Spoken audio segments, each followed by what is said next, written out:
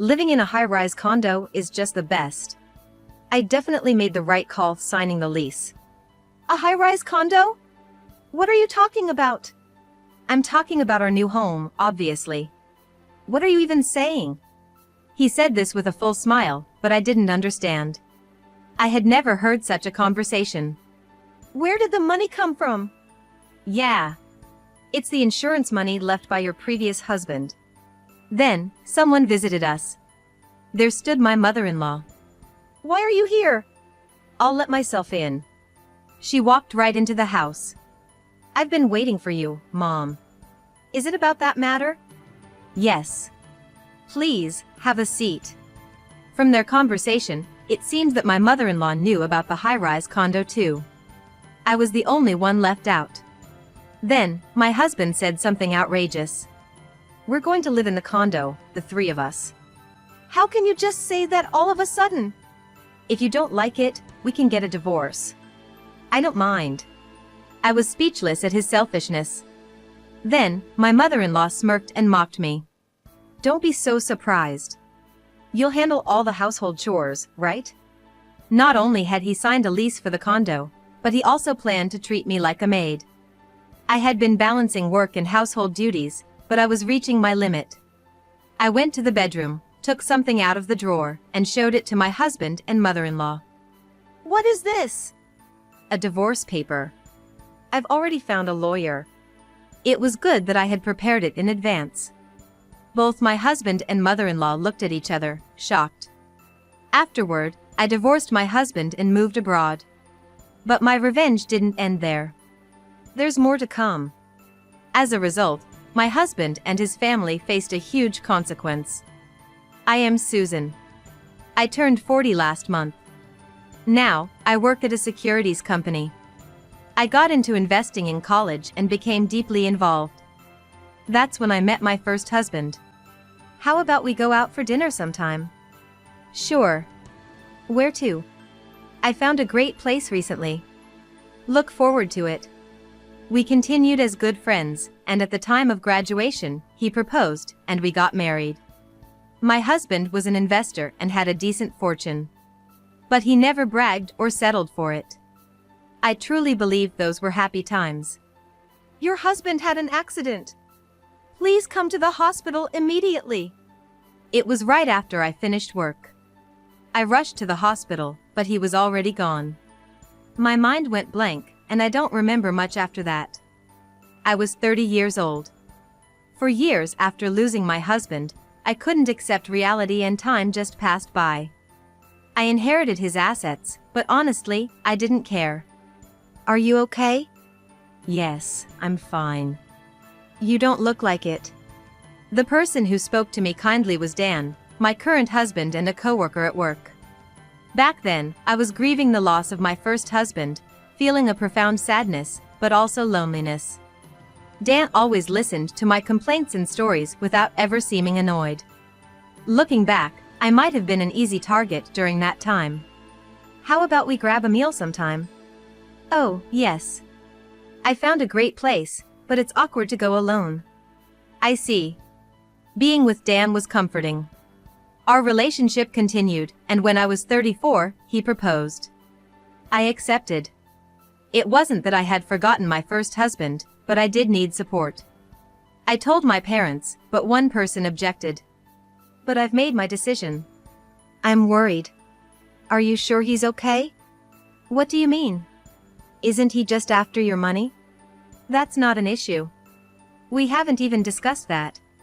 My sister lived abroad, unmarried, enjoying her life alone. I admired her, but I wanted someone by my side. Eventually, my sister came around, and our married life began. However, there was one concern. My mother-in-law. Susan, you'll be following my instructions from now on. My mother-in-law didn't live with us, but came to our new home and said that. Then she left. Huh? Sorry about that. I didn't expect my mom to say something like that. Don't worry about it. Okay. At that time, Dan helped me through it, but she kept visiting, nagging, then leaving. One weekend, my mother-in-law said, "Didn't you lose your first husband?" Yes, I did. What was he like? I thought it was insensitive to ask, but I answered to avoid future trouble. Well, my first husband was an investor. An investor? He must have made a lot. Not really, as far as I know. Can't be. Dan was there too, and as soon as I mentioned investor, his interest piqued. Could you make some coffee? Oh, yes. While preparing coffee in the kitchen, I noticed them talking. I couldn't hear what they were saying, but my mother-in-law had a sly smile. I felt a chill. Susan, is my coffee ready? I'll bring it right now. When I returned, their demeanor had changed back to normal. After she left from her usual chit-chat, Dan confronted me at dinner. Why didn't you tell me? About what? About your first husband. I just thought it wasn't necessary to discuss. Does that mean you don't trust me? Why would you think that? I just didn't think it was important. However, Dan remained irritated. At that moment, I couldn't understand why he was so upset. I will find out why later. From that day, Dan became harsher towards me. How was work today? Oh, I'm not feeling well. I'm going to take a day off. Right. Dan started taking more days off. Since we work at the same company, colleagues would ask why he was absent, but I just said he was feeling under the weather. However, thinking back to the day before, it was obvious he was faking it. I couldn't stop wondering what he was up to all day at work. And then, when I got home. What's all this? The room was cluttered with stuff everywhere. Hey! What are you doing? Oh. Just looking for something. But I can't find it anywhere. Should I help then? Suddenly, Dan raised his voice. Susan, don't do anything. Don't touch it. I was taken aback by his sudden outburst. So, are you feeling better then? Feeling better? Oh, yeah, much better. I've been sleeping all day. I realized right away. Dan was faking being sick to look for something. Something he didn't want me to find. This situation repeated several times. And since he couldn't find it, Dan had a new plan. I'm going to the salon today, so I'll be back late in the afternoon. Okay.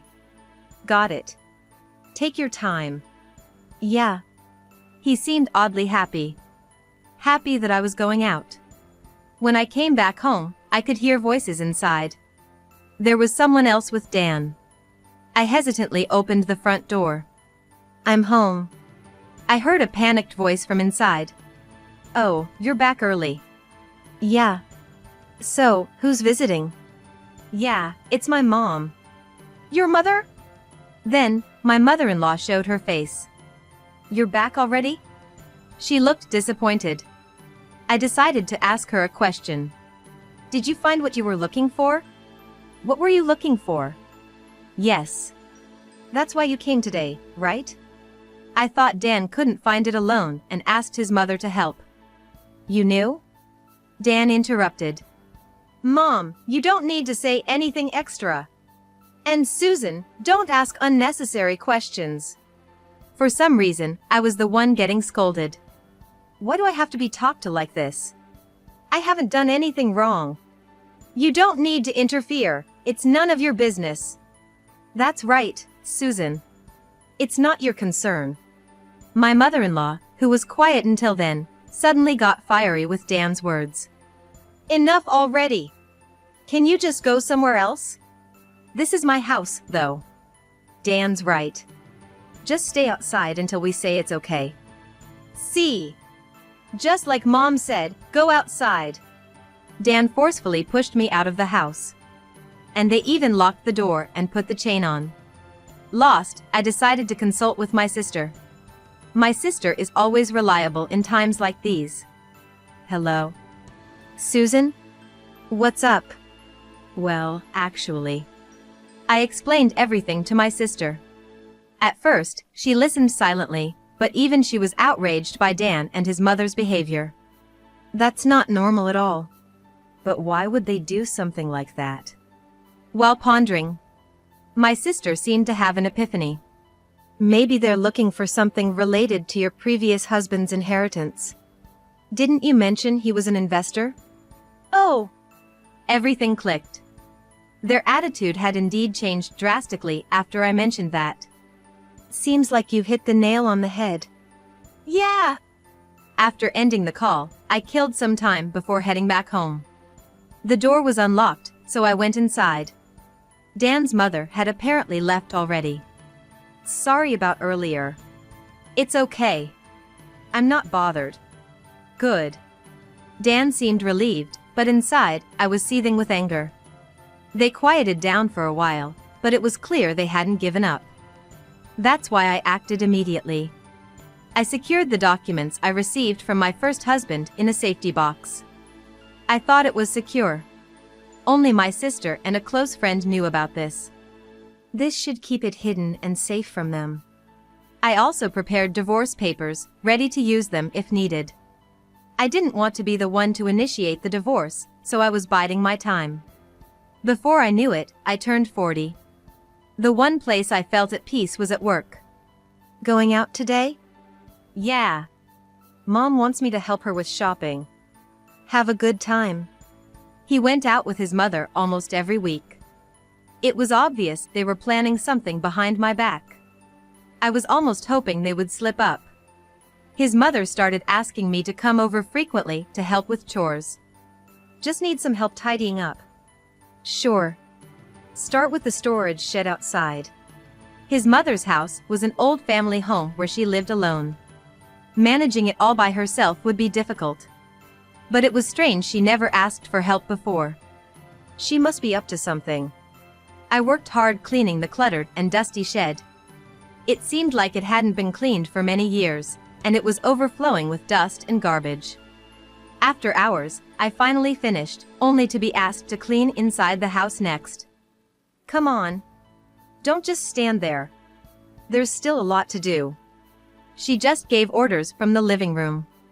I could have complained, but I knew it would only make things worse. So I endured, saving it for the right moment. All done. All right. You can go home now. Her lack of appreciation made me glare at her. What's with that look? Nothing. If you have a complaint, just say it. No, I don't.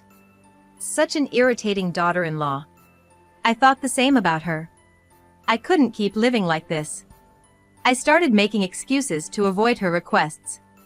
But she complained to Dan. Lately, you've been refusing to help Mom. I can't always go over there. She's your mother-in-law. Then you should go.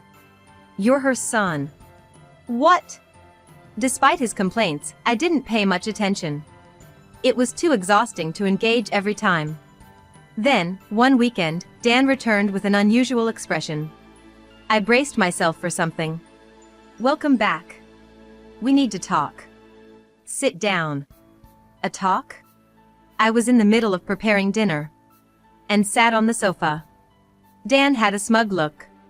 High-rise condo is the best. Signing the lease was the right decision. A high-rise condo? What are you talking about? It's about our new home, obviously. What are you saying? He said this with a big smile, but I couldn't understand the meaning. I had never heard such a conversation before. Besides, Dan didn't have the money to buy such a thing. Where did the money come from? Yeah. It's from the insurance money left by your previous husband. Then, someone knocked at the door. My mother-in-law was standing there. Why are you here? I'm coming in. She marched right into the house. I've been waiting, Mom. That matters, right? Yeah. Please, have a seat. From their exchange, it seemed like my mother-in-law also knew about the high-rise condo. I was the only one left out. Then Dan blurted out something outrageous. We're going to live in the condo, the three of us. How can you just say that all of a sudden? If you don't like it, we can get a divorce. I don't mind. I was speechless at his selfishness. My mother-in-law also started smirking and mocking me. Don't be so surprised. You'll handle all the household chores, right? Not only had he signed a lease for the condo, but he also planned to treat me like a maid. I had been balancing work and household duties, but I was reaching my limit. And you don't think I can afford such a thing, right? Yes, that's right. But it's not me who's paying. You mean me? Exactly. You've been hiding the inheritance from your previous husband from us, haven't you? We couldn't find it, but we realized we didn't need to. That's despicable. Say whatever you want. Dan and his mother had changed their strategy, thinking the inheritance was out of reach. But they were gravely mistaken if they thought I'd comply. I went to the bedroom, took something out of the drawer, and showed it to Dan and his mother. What is this? A divorce paper. I've already consulted a lawyer. It was good that I had prepared it in advance. Dan and his mother looked at each other, shocked. They never imagined I would take such a step. If you do this, you'll regret it. Are you sure about this? Yes. I've been waiting for the right moment to divorce. Think it over. Nobody will be happy with this. It's too late now. I've already decided. Then do as you please. Dan! Are you serious? Calm down. She won't listen to anything. This was convenient for me. Then will you sign it right away? It's okay, right? Yeah. I'll sign it. Dan, ignoring his mother's advice, signed his name. Such a foolish man to do this on a whim. Thank you. I'll file this. If you're satisfied, then just leave. I was planning to do that anyway. Goodbye. Wait, Susan! And so, I left the house. I booked a hotel and decided to think about what to do next. It had been a long time since I felt so at peace. Then, I contacted my sister. I needed advice about what to do next. I need to talk to you about something. You're calling about your husband and mother-in-law, aren't you? You know me so well. So, what happened this time? Well, I'm thinking of getting a divorce. I see.